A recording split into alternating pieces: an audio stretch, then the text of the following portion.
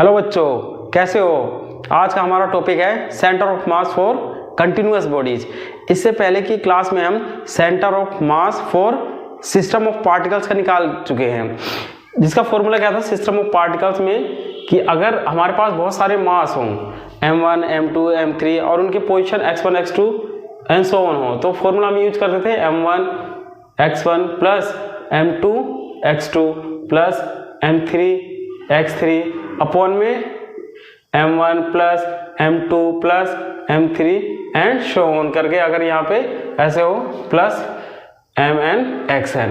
ये किसके लिए था? सिस्टम ऑफ पार्टिकल्स के लिए। ये था फॉर्मूला किसके लिए? सिस्टम ऑफ पार्टिकल्स के लिए।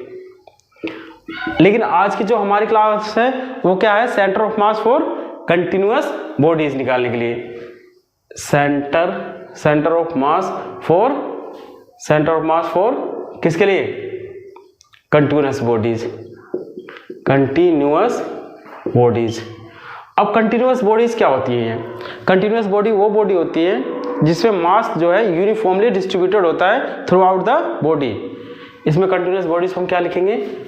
मास इज यूनिफॉर्मली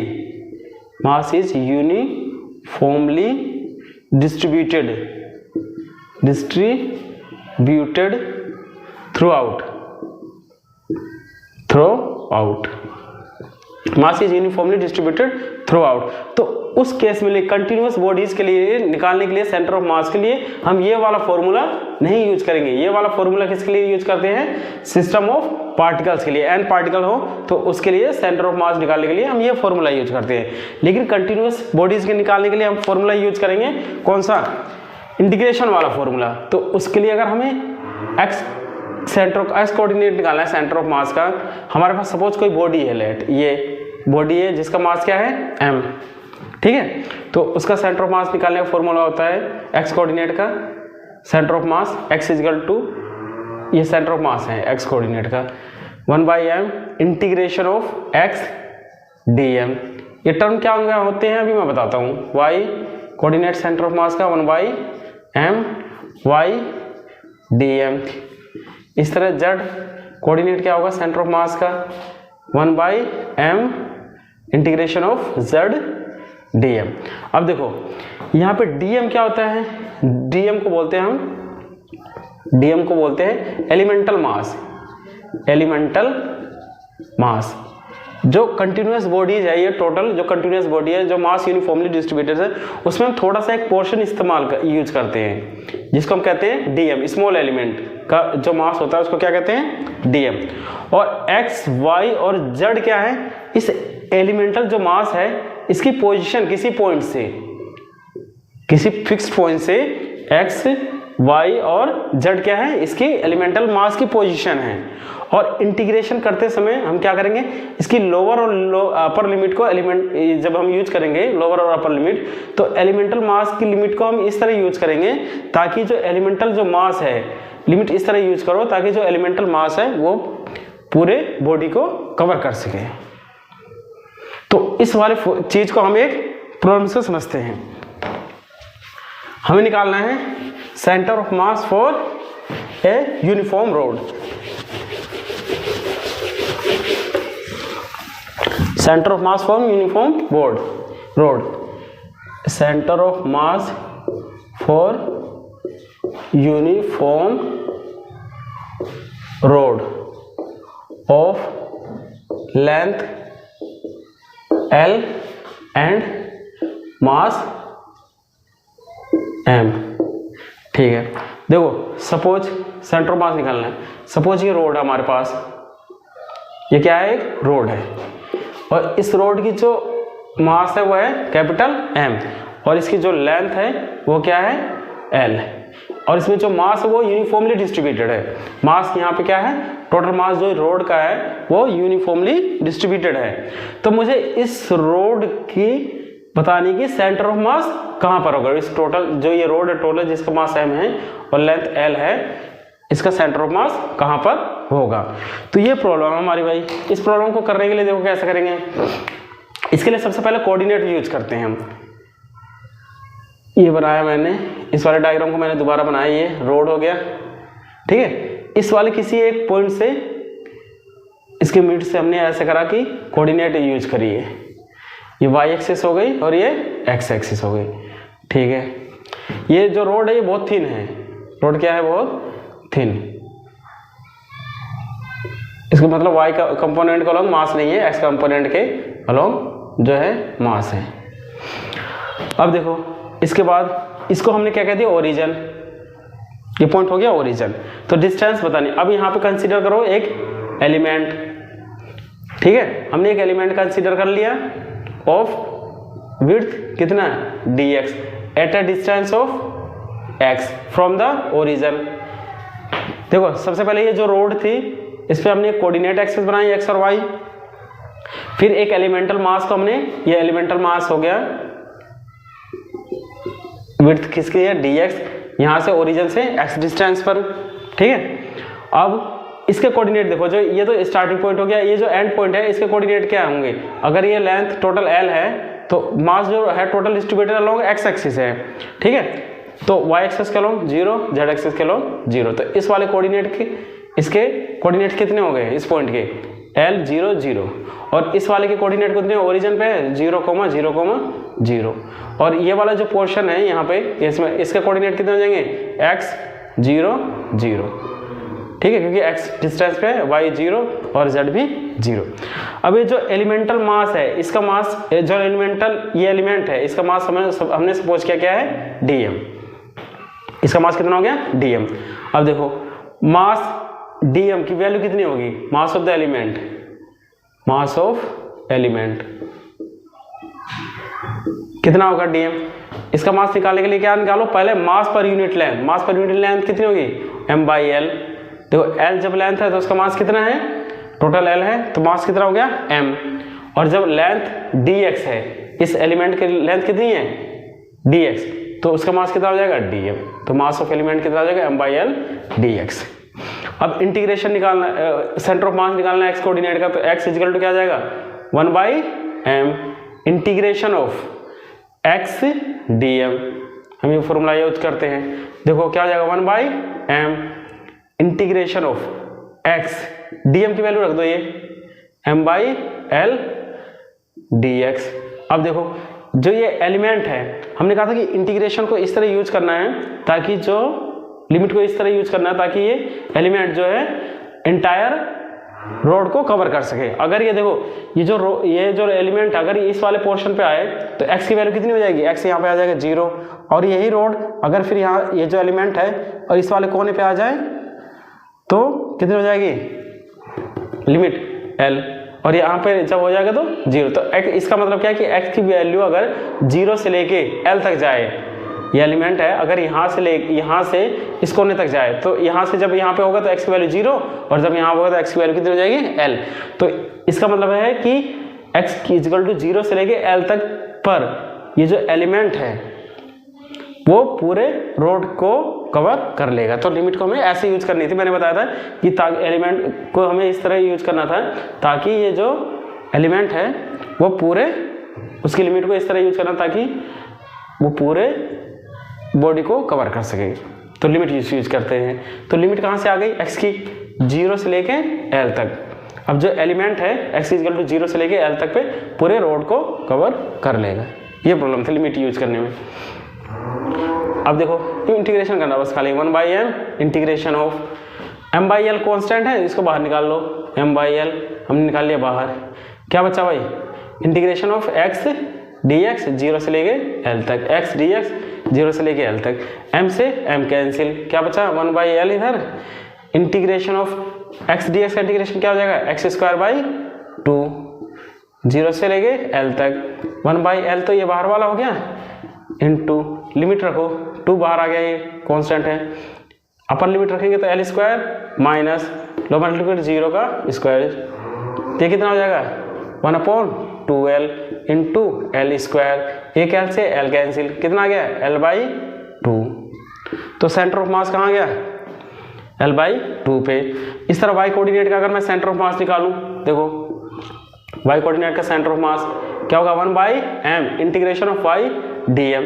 अब देखो 1/m इंटीग्रेशन, जो मास है टोटल मास जो है अलोंग द x एक्सिस के अलोंग डिस्ट्रीब्यूटेड है, y एक्सिस के अलोंग कोई मास नहीं है, तो y एक्सिस के अलोंग कोई मास नहीं है तो इंटीग्रेशन कितना हो जाएगा 0, dm की वैल्यू कितनी हो जाएगी 0, मतलब मास जो डिस्ट्रीब्यूटेड है किसके अलोंग है x एक्सिस के अलोंग, तो इसकी वैल्यू कितनी आ गई सेंटर ऑफ मास की y कोऑर्डिनेट की 0, इसलिए सेंटर ऑफ मास के जो कोऑर्डिनेट हो जाएंगे देखो कितने हो जाएंगे L/2 0 0। इस तरह जेड कोऑर्डिनेट के सेंटर ऑफ मास कितना हो जाएगा जेड कोऑर्डिनेट का 0, तो L/2 मतलब ये जो टोटल रोड थी इस रोड का जो सेंटर ऑफ मास होगा इसके मिड पे होगा, ये टोटल लेंथ L है तो क्या होगा L/2 पे, इधर से भी और इधर से, मतलब मिड पे होगी कहाँ पे इस रोड का सेंटर ऑफ मास। तो ये इंटीग्रेशन था centre of mass for uniform road of length L and mass M। एक प्रॉब्लम लेते हैं CPS पे,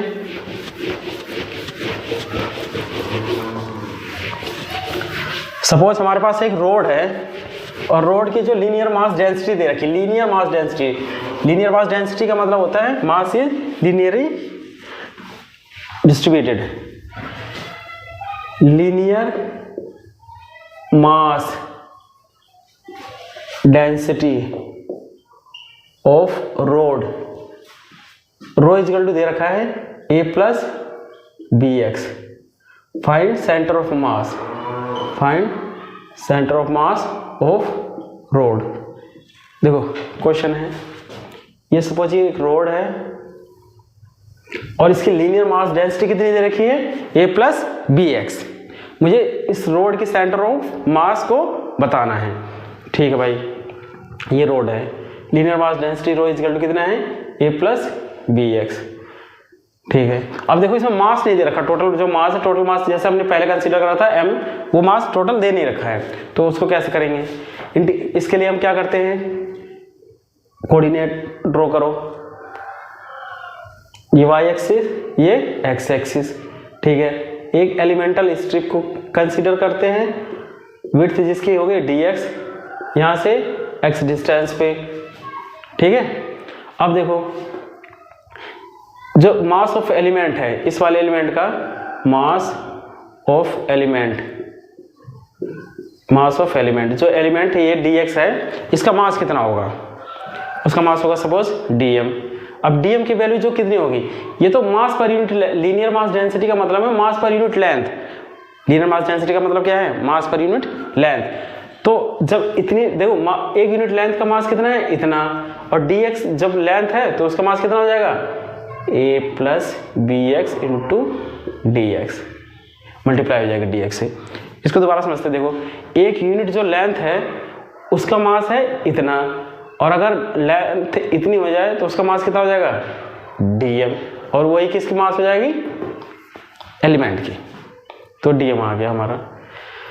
अच्छा, अब हमें निकालना है क्या सेंटर ऑफ मास, तो x इजिकल टू क्या आ जाएगा 1/m। अब 1/m को मैं डायरेक्टली यूज नहीं कर सकता क्योंकि जो मास है टोटल मास क्या है लीनियर डिस्ट्रीब्यूटेड है, मास की वैल्यू दे नहीं रखी है ऐसे डायरेक्टली, तो हम कैसे करेंगे यूज x dm इंटीग्रेशन, और यहाँ पे भी क्या होगा सॉरी x dm और यहाँ dm का इंटीग्रेशन क्या हो जाएगा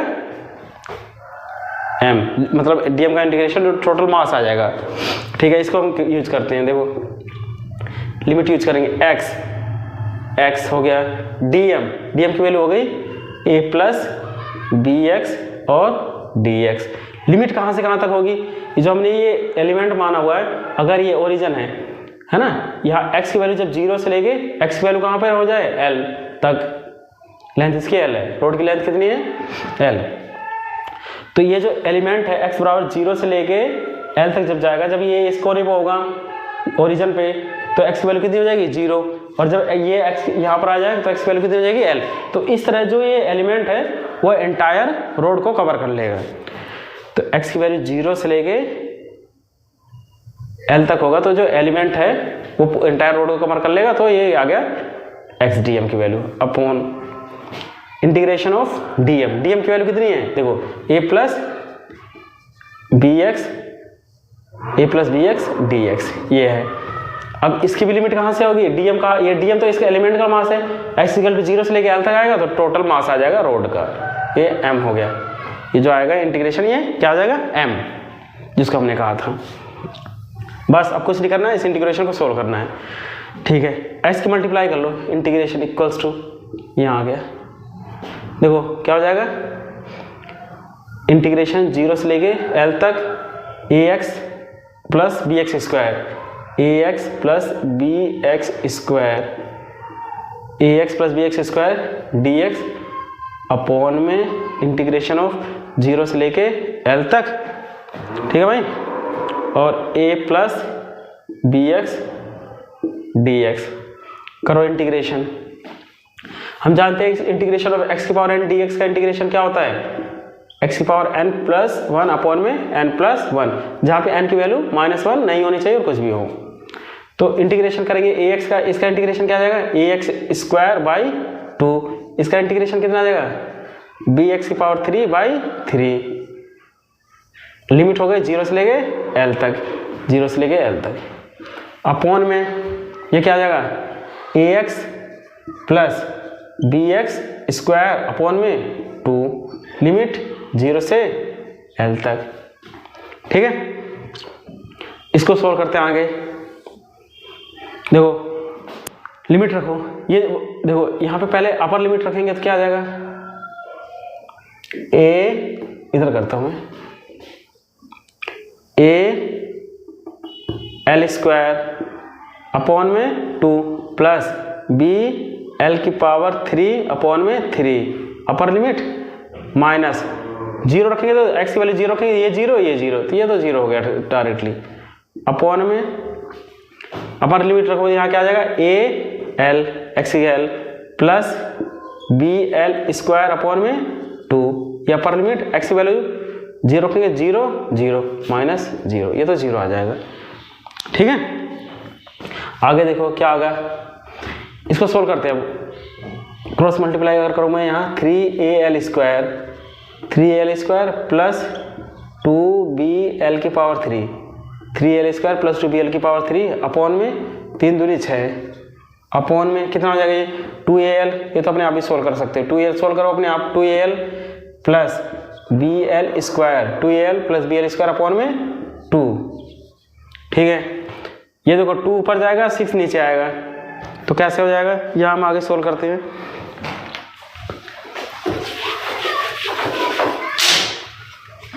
यहाँ अगर हम सोल्व करें, देखो इसको यहाँ ले जाके कितना हो जाएगा, ये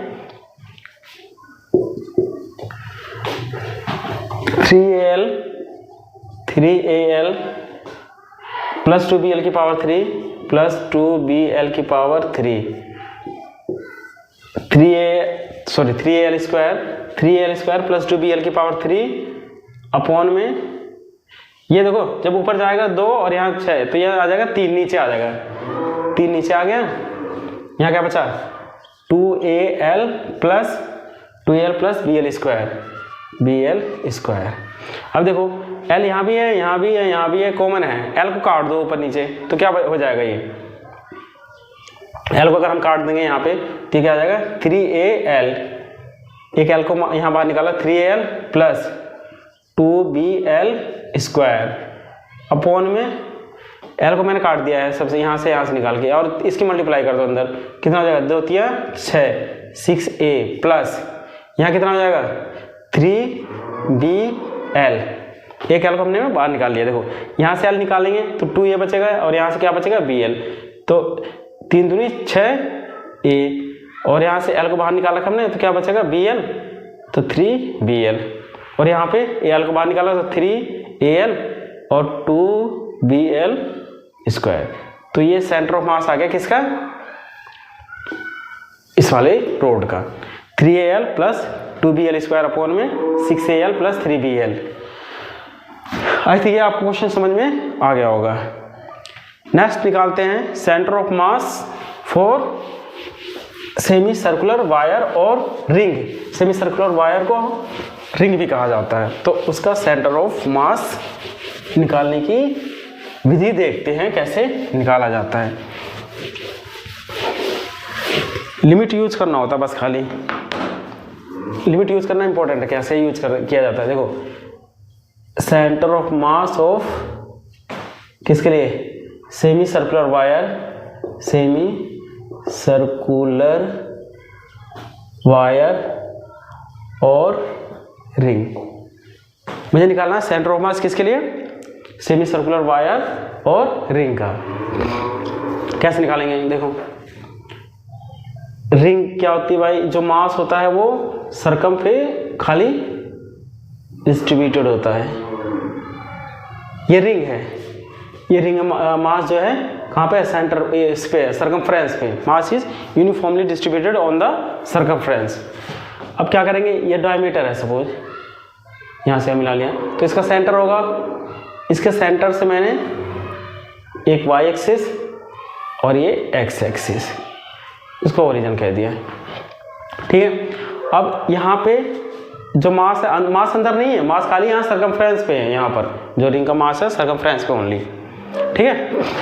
अब क्या करता हूँ मैं, इसमें से थोड़ा सा मास को कंसीडर कर देता हूँ मैं, ये मास कंसीडर कर दिया हमने, इतना मास, जिसको हम कहने क्या कहेंगे, डीएम, ठीक है। अब इस वाले मास को अगर मैं सेंटर से मिलाऊं, देखो इसकी जो ये एंगल हो गया अंदर का डी थीटा, और यहाँ एक्स एक्सिस से एंगल हो गया थीटा, ठीक है। और इसकी जो रेडियस है वो आर, ये आर तो ये भी आर। अगर मैं इसको बाहर निकालूं, देखो कैसे दिखाई देगा, ये इस तरह, ये एंगल हो गया कहाँ, डी थीटा, ये हो गया आर, तो ये बताओ कितना होगा, आर डी थीटा। इसकी लेंथ कितनी हो जाएगी, आर डी थीटा। ये एलिमेंट जो हमने कंसीडर किया उसकी जो लेंथ कितनी हो गई, आर डी थीटा।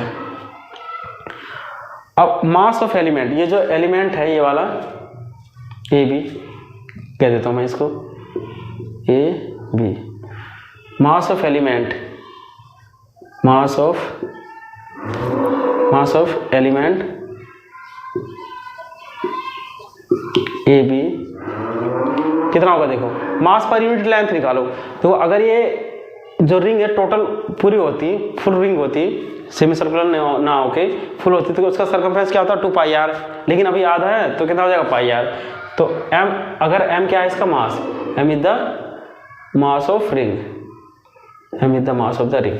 तो m अपॉन में क्या लिखूंगा, पर यूनिट लेंथ निकालने के लिए m अपॉन में पाई आर। पाई आर क्यों लिखा है, क्योंकि ये क्या है, सेमी सर्कुलर है, फुल होता तो 2 पाई आर लिखते। Mass of the element m upon pi r क्या हो गया, मास पर यूनिट लेंथ, और इसकी लेंथ कितनी, एलिमेंट की length R D theta, R D theta से मल्टीप्लाई कर दूंगा मैं, मास पर यूनिट लेंथ हो गया, ये एक यूनिट लेंथ का मास कितना है, इतना, तो आर डी थीटा का मास कितना होगा, मल्टीप्लाई कर दिया भाई, तो कितना हो जाएगा, इस वाले एलिमेंट का मास आ जाएगा ए बी का। देखो अब आर से आर कैंसिल, क्या बचा, एम अपॉन में पाई डी थीटा, एम अपॉन में पाई डी थीटा, डी एम की वैल्यू आ गई हमारी एम अपॉन में पाई डी थीटा।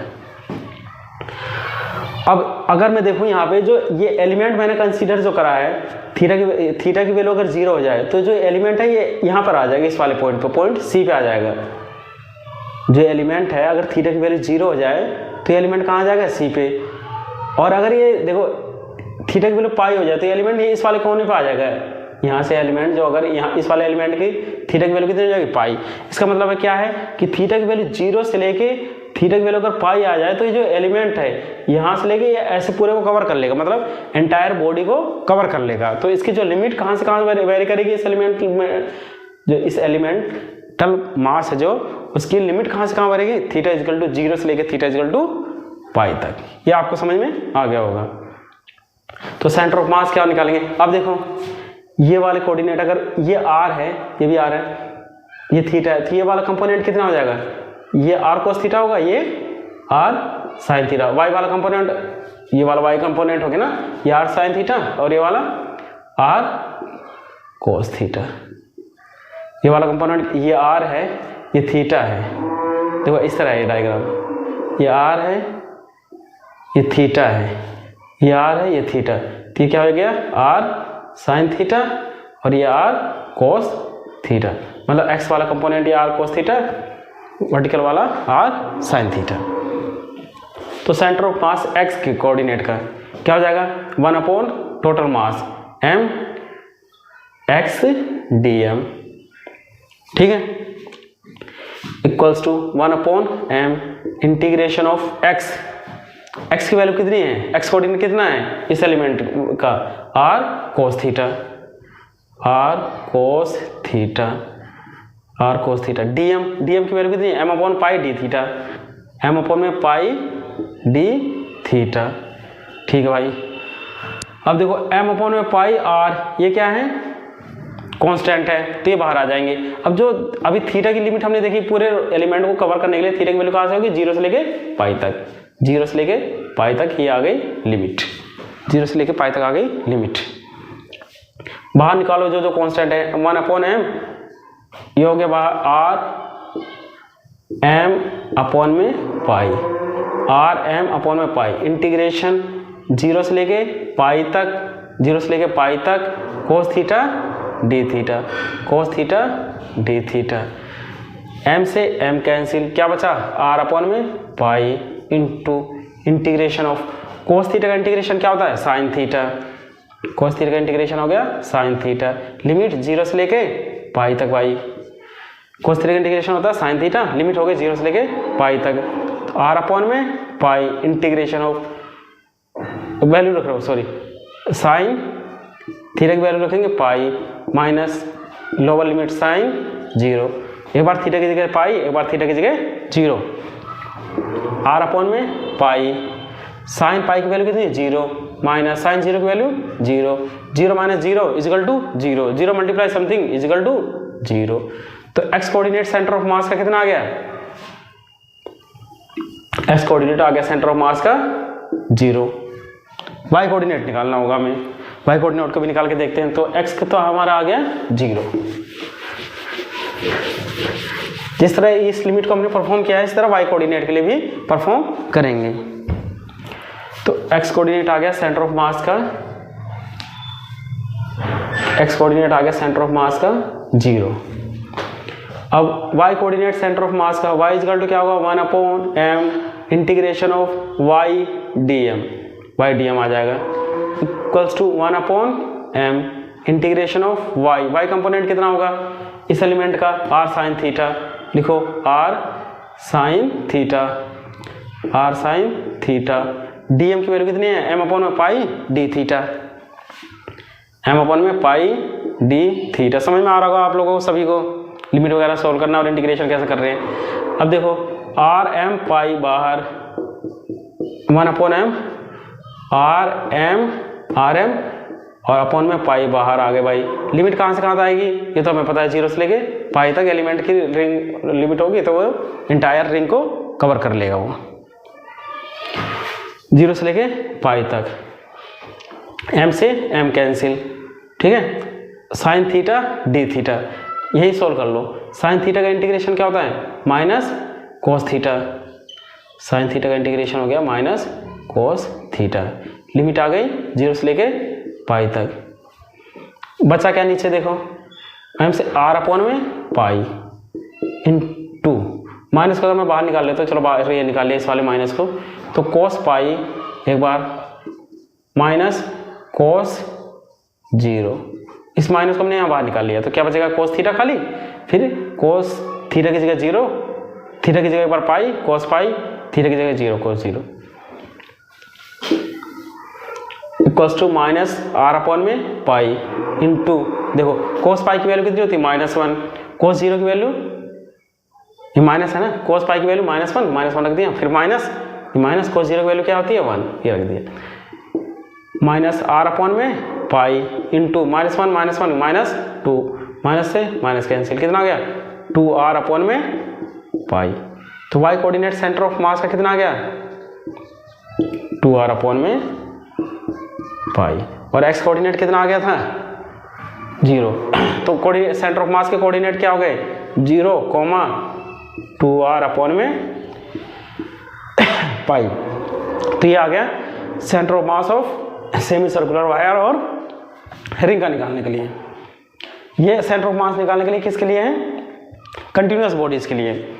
हम अब और प्रॉब्लम सॉल्व करते रहिए। हम सेंटर ऑफ मास और अभी बहुत सारी बॉडीज बची हैं कंटिन्यूअस बॉडी, उनको निकालना नेक्स्ट क्लास में सीखेंगे। तब तक आप अपनी और अपनी फैमिली का बहुत बहुत ध्यान रखिए। Thank you and bye bye.